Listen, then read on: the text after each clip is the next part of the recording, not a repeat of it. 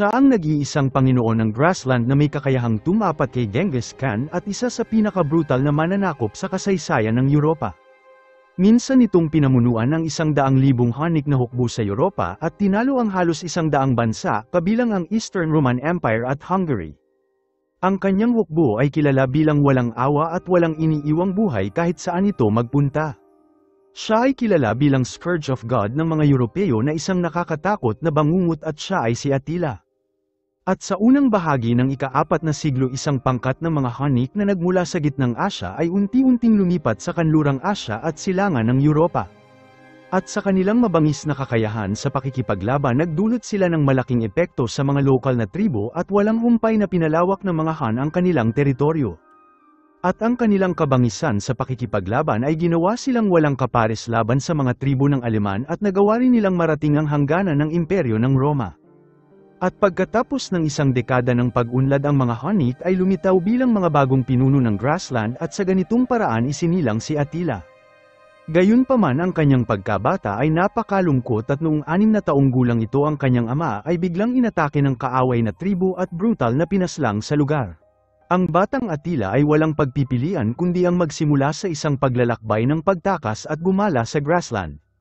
At nang hindi matiis ang pagkagutom kailangan nitong suportahan ang kanyang sarili sa pamamagitan ng pag-inom sa dugo ng kabayo at pagkalipas ng kalahating buwan ang kanyang tiyuhin na si Haring Rua ay nakita siya at nakita ni Attila ang kanyang bagong tirahan. At matapos ng pakikipag-ugnayan hindi inaasahang natuklasan ni King Rua na ang kanyang pamangkin ay hindi ordinaryong tao. At nang mahuli nito ang mga pumatay sa kanyang ama na natiling kalmado ang bata at sa halip na hilingin ang kanilang pagbitay hiniling lamang nito na lumuhad sa harapan niya bilang kapalit ng kanilang buhay. Ang eksenang ito ay ikinagulat ng lahat ngunit si King Rua ay ngumiti ng may kasiyahan at alam nito na si Attila ay magiging mabuting pinuno sa hinaharap. At 20 taon ang nakalipas si Attila ay nagbago bilang isang masiglang binata at ang kanyang tiyuhin na si King Rua ay pinag-isa ang buong Hunnik na tribo. Bagamat ang mga Han ay nasakop ang kanlurang Asya hindi pa rin nasisiyahan ang ambisyosong Attila. Pinamunuan nito ang kanyang hukbo ng maraming beses upang salakayin ang nomadic sa loob ng imperyo ng Roma at sinalakay ang lahat ng mga nayon sa loob ng 150 milya. Ang akumulasyon ng mga alipin at kayamanan ay nagpadagdag lamang sa kayabangan ni Attila. Gayunpaman nakita ni King Rua ang kanyang ambisyon at binalaan siya agad na huwag umatake sa Roma at ang mga salitang ito ay lubhang ikinagalit ni Attila. Samantala napansin ng kanlurang imperyo ng Roma ang nakakakilabot na tribo ng Hunnik. Alam nila na ang silangang imperyo ng Roma ay walang kakayahan na labanan ang hukbong ito at maghanap ng paraan upang patatagin ang nomadic na tribo. At upang makamit ito ipinadala nila si Flavius na isang Romano upang makipagkasunduan. Si Flavius na isang tusong madiskarte ay nag-alok ng mahigit 1,000 libra ng ginto at barya para makipag-alyansa kay King Rua. Sumang-ayon sila na sama-samang alisin ang mga Goth at paghatian ang mga makukuha. At sa ganitong paraan hindi lamang magagawa ng Roma na patatagin ang hukbong Hunnik ngunit magkakaroon din ito ng pagkakataon na lipunin ang mga Goth na isang potensyal na banta. Bagamat nakikita ni Attila ang lihim at motibo ng Roma hindi mapigilan ni King Rua ang tukso ng napakalaking benepisyo at gumawa sila ng kasunduan. 3 araw ang makalipas si King Rua ay pinadala si Attila upang pamunuan ang hukbo kasama ang mga Romanong sundalo. At sa gol ang inaasahan sa simula ay isang banggaan sa pagitan ng mga Western Barbarian at Roman ay naging isang gulo habang ang araw ay lumubog sa kapangyarihan ng mga Romano. Ang mababangis na Goth ay mas naging matapang sa labanan at sa loob lamang ng 2 pag-atake nasira nila ang elite na formation ng mga Roman. Ang sitwasyon na ito ay lubhang nagpaalala kay Attila at nang makita ang mahinang estado ng Roman inilabas nito ang kanyang espada at dinala ang kanyang hukbo sa labanan. At sa pagsali ng mabangis na tribo ng Hunnik ang buong sitwasyon ay mabilis bumaliktad at niwala silang diskarte kundi sumugod lamang. At si Attila na parang Diyos ng digmaan ay pinaslang ang kalaban ng isa-isa at ang nakakakilabot na pakikipaglaban na ito ay labis na ikinagulat ni Flavius at alam na kailangan niyang matalo ang lalaki na ito.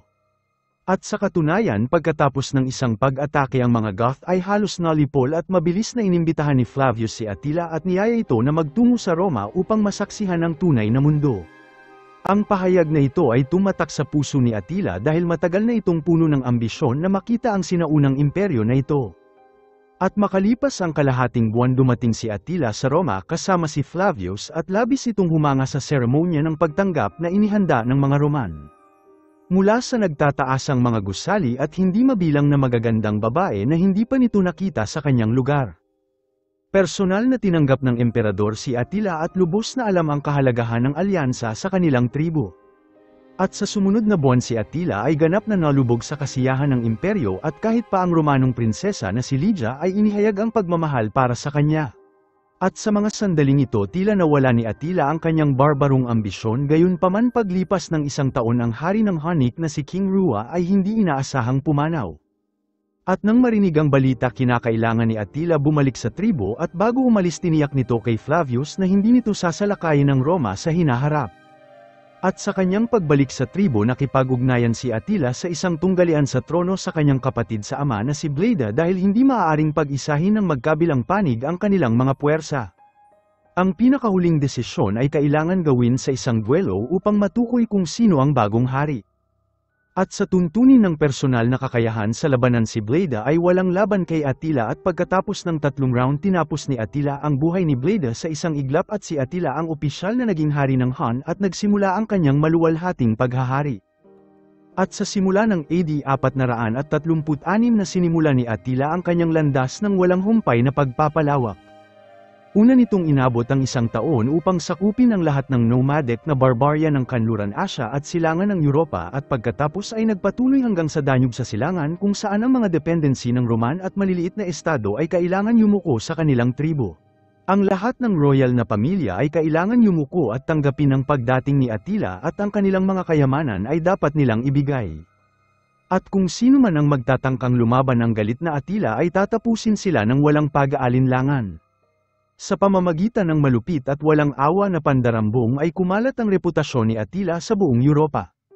Maraming maliit na bansa ang piniling sumuko na lamang nang hindi lumalaban at inalok ang lahat ng kanilang kayamanan bilang tanda ng pagpapasakop kay Attila. At pagkalipas lamang ng 10 taon na abot ni Attila ang tugatog ng imperyo ng Hunnic at umabot sa dagat ng Caspian sa silangan hanggang sa baybaying Atlantiko sa kanluran at mula sa ilog ng Danube sa timog hanggang sa dagat ng Batek ng Hilaga. Ang lahat ng teritoryo na ito ay pag-aari niya at may higit na 100 vassal na estado sa ilalim ng kanyang pamumuno. At tuwing Hunyo ang mga vassal na estadong ito ay nagbabayad ng parangal ngunit gayunpaman ang ambisyosong Attila ay hindi pa rin nasiyahan. At mula sa AD 447 naglunsad ito ng malawakang pagsalakay sa silangang imperyo ng Roma. At dahil naharap sa mabigat na hukbo ng Hunnic ang silangang Roma ay walang lakas para lumaban. At sa labanan ng Constantinople ang silangang imperyo ng Roman ay halos naharap sa ganap na pagkalipol. At sa huli napilitan silang magpasakop sa pamumuno ni Attila at nagbabayad ng taunang pagpupugay na mahigit 3,000 libra ng ginto. At mula sa mga sandaling yun walang kalaban si Attila sa buong rehiyon ng silangang Europa. At ang tanging kalaban na makakapigil sa kanyang pananakop sa mundo ay ang kanlurang imperyo ng Roma. Gayunpaman nag-atubili si Attila na maglunsad ng atake sa kanlurang imperyo ng Roma dahil sa dati nitong alyansa kay Flavius at kailangan nito ng dahilan para magsimula ng digmaan. Samantala napuno rin ng takot ang kanlurang imperyo ng Roma matapos na masaksihan ang malawakang pananakop ni Attila sa silangang Europa. Alam nilang ilang sandali na lamang bago pa dumating ang hukbo ng Hunnic sa kanilang mga pintuan. Tanging si Flavius lamang ang nanatiling kalmado at naniniwala pa rin na si Attila ay isang pinuno na tutupad sa kanyang pangako. Ngunit kagaya ng isang kasabihan palaging mag-iingat sa mga pabor na ibibigay sa iba dahil maaaring ibalik nila ito. At noong AD 450 ang Romanong prinsesa na si Lydia na nakipagsabuatan sa paghihimagsik ay natuklasan at ipinadala sa isang kumbento. At upang mabawi ang kanyang kalayaan palihim itong lumapit kay Attila para humiling ng tulong. At nag-alok ito na papakasalan siya at ipinangako ang kalahati ng pamamahala sa imperyo ng Roma bilang kapalit. Ang balitang ito ay ikinatuwa ni Attila at sa wakas ay nagkaroon nito ng dahilan para simulan ng isang digmaan. At sa AD 451 nagtipon si Attila ng 100,000 malakas na sundalo ng Hunnic at opisyal na nagdeklara ng digmaan sa Roma. At habang nakataas ang espada ng Diyos ng digmaan ang lahat ng Han ay sumigaw para sa digmaan. At sa pagkakataon na ito determinado sila na ipagpatuloy ang kanilang landas ng madugong pagpapalawak. At muli masasabing kahit saan sumisikat ang araw at hanggang sa gusto ko ay masasakop ko ito. At sa ilalim ng pamumuno ni Attila ang mabangis na hukbo ng Hunnic ay nagmarcha patungo sa goal ng Roma na madaling nakuha ito sa loob ng isang araw. Ngunit hindi dito tumigil si Attila at sa loob lamang ng isang buwan sunod-sunod nilang nasakop ang 30 lungsod ng Roman kabilang na ang Belgium at Metz at nakita ito ng kanlurang imperyo ng Roma na ganap na hindi nagbabantay. Hindi nila inaasahan na ang hukbo ng Hunnic ay magiging malakas gayunpaman tumanggi pa rin si Flavius na utusan ng kanyang mga puwersa upang harapin sila. Inuna nito ang pagprotekta sa kabisera ng Roma kung saan ang Ravenna at matatag naniniwala na ang Roma ay makakatagal sa pag-atake.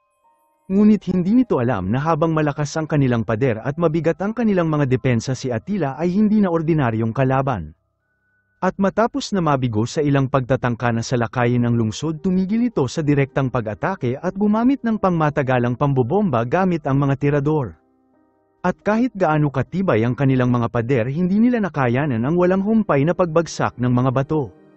At matapos ng 3 araw ang pader ay gumuho at nilusob ng mabangis na hukbo ang lungsod. Ang balita sa kanilang tagumpay ay nagdulot ng matinding pangigipit kay Flavius na napagtanto na ang Roma ay isang hakbang na lang mula sa pagkawasak. At sa kabila ng kawalan kakayahan ng emperador ng Roma nagpasya si Flavius na gumawa ng huling paninindigan. At upang gawin ito kailangan niyang lumapit sa iba't ibang tribo ng barbarian kabilang na ang mga Goth at Alan na bumagsak sa kamay ni Attila at nakipag-ayos ng isang alyansa sa pamamagitan ng pag-alok sa kanila ng lupa. Kaya naman ang epikong labanan sa pagitan ng Western Legion at Eastern Nomadic ay naganap. At sa ika-20 ng Setyembre AD 451 pinangunahan ni Flavius ang isang sama-samang hukbo ng 150,000 Romano malapit sa kapatagan ng Chalons. Mabilis nilang sinakop ang kapaki-pakinabang na posisyon sa mataas na lupain. Gayunpaman hindi napansin ni Attila at ng kanyang hukbo ang kanilang posisyon at sa 3 salita lamang pinasiklab ni Attila ang puso ng mga mandirigma. Pinangunahan ni Attila ang pagsalakay at ang iba pa sa hukbo ay sumugod at bumuhos na parang isang hindi napipigilang tubig. At habang papalapit sila inutusan ni Flavius ang kanyang puwersa na bantayan ang burol sa anumang paraan. Ngunit ang walang patid na si Attila ay sumugod sa unahan at winwagayway ang kanyang espada nang biglang napatid ang lahat ng kabayo sa hindi nakikitang mga lubid na nagdulot ng kaguluhan sa mga Huns. At lumalabas na ang mga tusong Romano ay naglagay ng bitag gayunpaman si Attila ay nasa eksena at inutusan nito ang kanyang mga sundalo na umatake at maglunsad ng palaso. At sa pagkawala ng kanilang mga kabayo ang pagkilos ng mga Hunnic ay nahati at sinamantala ito ng mga puwersang Romano sa pamamagitan ng pagpapagulong ng bolang apoy at winasak ang formation ng mga Hunnic. Ang mga Hunnic ay walang pagpipilian kundi umasa sa malupit nilang puwersa para sa kanilang pag-atake. At nang magsagupaan ang dalawang kampo ganap na lumitaw ang kabangisan ng mga Hunnic. Nakibahagi sila sa isang matinding laban nang walang anumang diskarte at umaasa lamang sa kanilang pagnanais na pumatay. Gayunpaman matapos ng matinding pakikipaglaban na pagtanto ni Attila ang isang bagay at tila may mali. At sa kabila ng kapansin-pansin na bangis ng kanyang tropa ang hindi kanais-nais na kalupaan at ang mga puwersang Romano ay nagresulta sa hindi mabilang na kamatayan sa mga Hunnic. At dahil walang malusutan at sa desperasyon mabilis nag-utos si Attila na umatras at tinapos ang unang pagsalakay sa isang kabiguan para sa kanyang hukbo. Bagamat ang parehong hukbo ay nagtamo ng malaking pinsala tumanggi si Attila na tanggapin ang pagkatalo. At pagkatapos ng isang pag-uusap inutusan nito ang kanyang puwersa na maglunsad ng flank attack at ang tropa na haharapin nila ay ang mga Goth na dating sinakop ng mga Hunnic.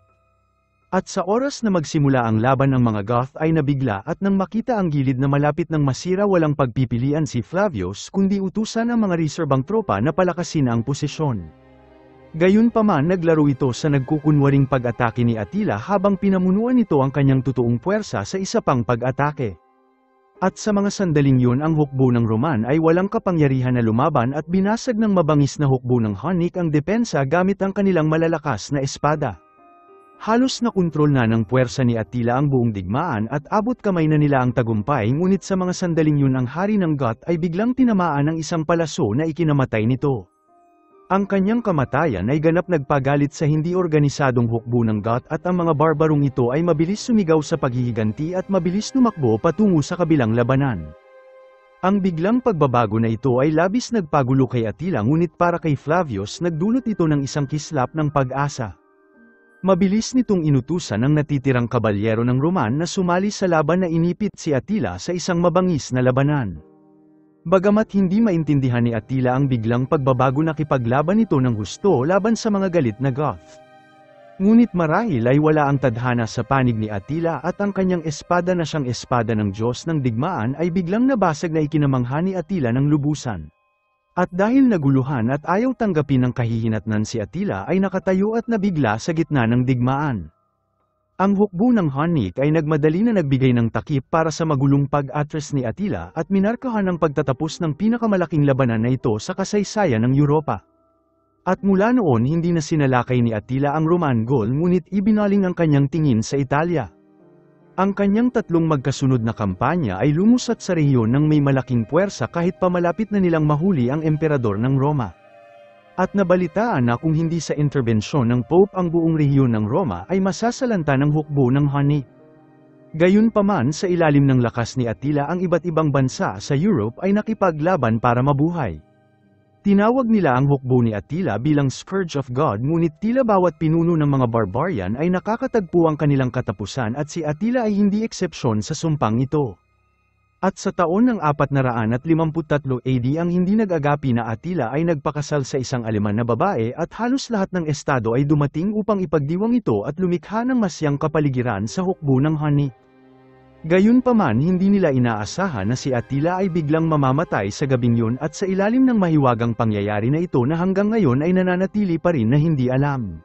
Ang kanyang katawan ay natuklasan ng mga tauhan kinaumagahan at sa kanilang galit mabilis nilang pinatay ang asawa nito.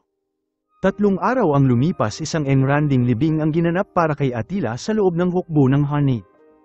Ang mga mandirigma ng Hunnic ay sinugatan ng kanilang mga mukha gamit ang patalim dahil ayon sa kanilang kaugalian dugo lamang ng mandirigma ang maaaring magdalamhati sa pagpanaw ng kanilang bayani. At sa sandaling lumuluha ang mga tao ang makapangyarihan nilang pinuno ay bumagsak at ang buong kontinente ay nakaranas ng pagbabago sa balanse ng kapangyarihan. At sa biglaang pagkamatay ni Attila ang makapangyarihan na imperyo ng Hunnic ay mabilis din bumagsak at maraming tribu sa lugar ang pinili na putulin ang ugnayan sa kanila. At kung wala si Attila ang mga dating nasakop na mga barbarong European ay bumangon sa paghihimagsik. At sa loob lamang ng 2 taon itinaboy nila ang mga Hunnic pabalik sa gitnang Asya dahilan upang mawala ang mga nomadic na taong ito na halos samakop sa mundo sa kasaysayan. Tanging ang pangalan lamang ni Attila ang nanatiling malalim sa alaala ng mga tao ng Europe at hindi nila makakalimutan ang nakakatakot na pinuno ng hukbo ng Hunnic.